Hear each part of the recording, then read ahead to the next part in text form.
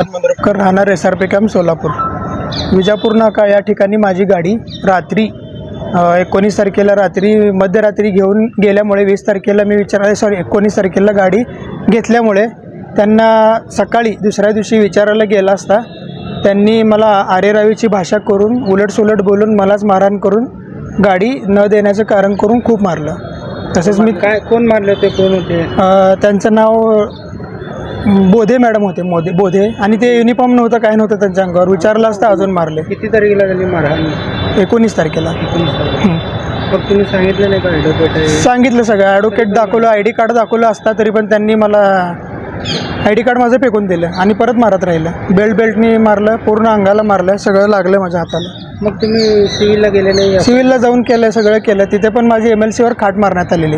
गाडी कशासाठी जप्त केली? गाडी रात्री गाडी बंद पडली होती, त्या उद्देशाने फक्त मी घरापाशीच ठेवलं होतं बाजूला. माझं घर तिथनं 2 मिनिटाच्या अंतरावरच आहे. माझा मित्र आणि मी परत जाऊन घेऊन चालू करून येणारच होतो, पण 10 मिनटात